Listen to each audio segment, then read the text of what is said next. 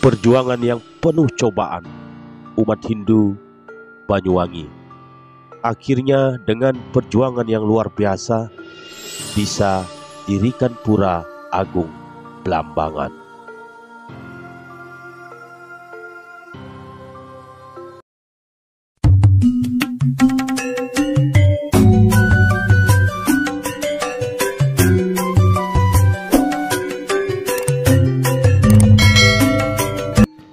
Sahabatku Cahaya Dharma dimanapun berada, sehat selalu, tadastu aigana mastu, dimudahkan rezeki para sahabat, dan selalu setia stay di channel Cahaya Dharma. Semeton sahabat Cahaya Dharma, pembangunan Pura Agung Blambangan sungguh penuh dengan tantangan yang luar biasa. Berbagai cobaan dihadapi oleh semeton kita umat Hindu Jawa di Banyuwangi untuk mendirikan pura yang berlokasi di Desa Tembokrejo, Kecamatan Muncar. Ini sungguh perlu kita apresiasi karena penuh dengan tantangan. Nah, di sini berkat keinginan luhur dan lila karunia yang pramekawi dan kerja keras umat, akhirnya bisa terwujudlah salah satu pura besar di Banyuwangi. Seperti apa kisah pura besar yang ada di Banyuwangi ini? Nah, semeton sahabat Cahaya Dharma, pemangku Pura Agung Blambangan atas nama Jero Mangku Tukimun Haryanto didampingi Mangku Sukiran menjelaskan, jauh sebelum dibangunnya pura, di sini belum ada umat Hindu di sekitar kawasan pura. Karena kondisi politik konflik terbuka saat itu membuat perkembangan Hindu di Banyuwangi mengalami kendala. Namun, sahabat, masyarakat yang memeluk agama Hindu jumlahnya kemudian semakin bertumbuh dan berkembang, semakin membludak seiring makin kondusifnya negara. Kenapa? Karena semua ingat akan jati diri yang sesungguhnya, yaitu di jalan Dharma, Sanatana Dharma, agama Hindu. Sahabatku, sebelum tahun 1967, masyarakat setempat di sini belum memiliki pura. Awalnya, umat Hindu menggunakan situs Umpok Songo yang lokasinya tidak jauh dari Pura Agung Blambangan yang saat ini sudah berdiri. Situs purbakala itu, situs Umpak Songo ini dipercaya sebagai salah satu kawasan suci, sekaligus peninggalan kerajaan bercorak Hindu, yakni Kerajaan Blambangan. Akan tetapi sahabat, mengingat situasi kala itu yang tidak memungkinkan semeton kita untuk terus menggunakan situs Umpak Songo sebagai tempat persembahyang, maka muncul keinginan untuk mendirikan pura agar umat Hindu Jawa di Banyuwangi semakin kuat dan makin sadar akan jati dirinya. Nah, sahabatku,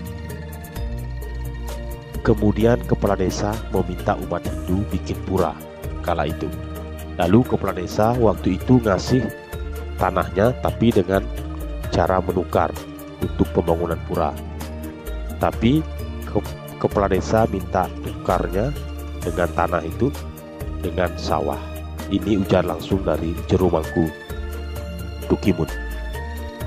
Nah, sahabatku, di tahun 1967, kawasan Pura Agung Blambangan masih berupa kebun kelapa. Masyarakat kemudian mulai bekerja sama, bergotong royong membersihkan areal sekitar kala itu dan tak memiliki dana untuk membangun sebuah pura. Jangankan pura kala itu, untuk satu pelinggih padmesana saja semeton kita umat Hindu Jawa kala itu tidak punya uang karena sebagian besar umat berasal dari kalangan kurang mampu. Sungguh miris kala itu. Tapi karena adanya keinginan yang luar biasa, berkat tekad yang kuat dan didorong keinginan luhur, untuk memuja kebesaran ide Sang Yang Widiwasa, umat Hindu Jawa kemudian menggalang dana dengan membuat semacam kupon undian berhadiah. Nah, sahabat, singkat cerita, dana berhasil dikumpulkan dan umat memulai pembangunan Padmasana meski masih sederhana.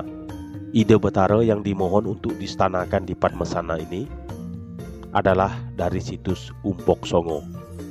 Dan upacaranya saat itu dilaksanakan oleh sejumlah sulinggih dari Bali, salah satunya Ide Pedando Kemenuh dari Kecamatan Seririt, Kabupaten Buleleng. Nah, timbul pertanyaan juga soal siapa yang berstana di Pura Agung Blambangan. Di sini Jero Mangku Tukimun Haryanto dan Mangku Sukiran kompak mengaku tidak tahu. Mereka dan umat Hindu di Jawa hanya bisa meyakini yang berstana di pura ini adalah leluhur dan ide Sang Yang Widiwasa.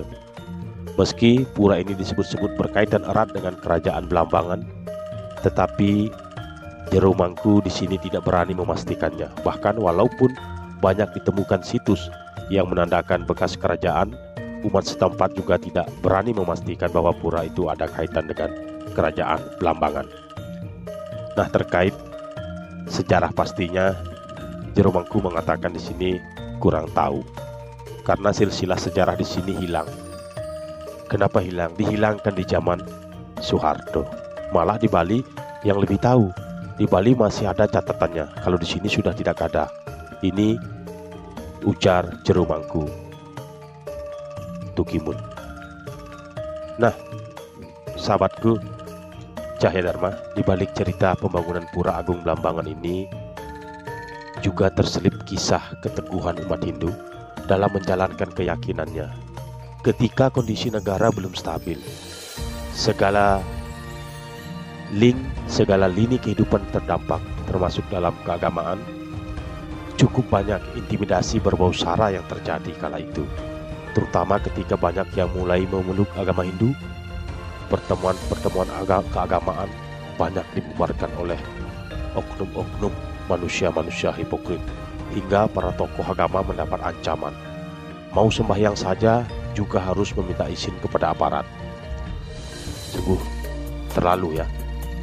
Nah, di sini cerita menariknya menyangkut gangguan terhadap keberadaan Pura Agung Blambangan. Ketika Padmasana Pura sudah berdiri, di belakang Padmasana ada warga yang membuat peternakan ayam. Kandangnya sudah jadi, tinggal mengisi ayamnya saja.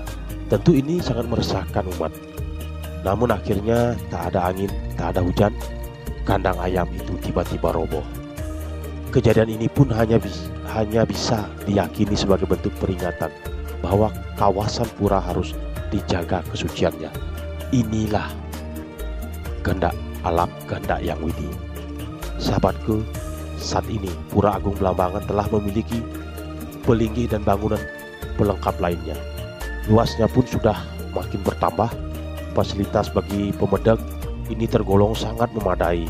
Di sini juga tersedia kamar mandi dan ruang ganti yang sangat dijaga kebersihannya. Hal paling penting adalah kerukunan antar umat beragama telah tumbuh dengan subur.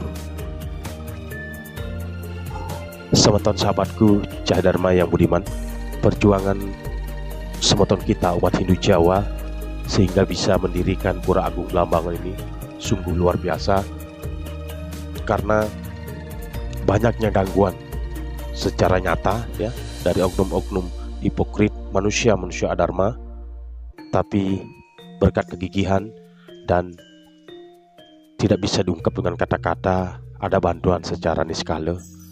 Akhirnya pura ini seperti yang sahabat saksikan bisa berdiri tegak dengan megahnya, dan kesucian pura ini selalu dijaga. Nah, inilah panceran semeton kita umat Hindu khususnya di Banyuwangi mulai ingat akan jati dirinya, dan sudah banyak yang kembali ke ajaran Sanatana Dharma agama Hindu.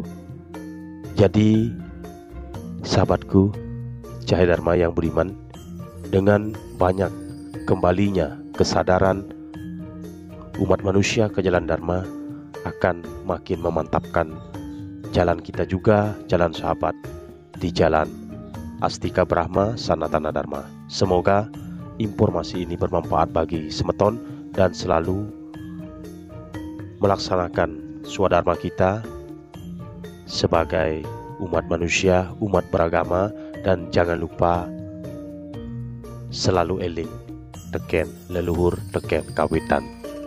Semeton sahabatku, terima kasih atas atensi para sahabat dimanapun berada, dan salam cahaya Dharma.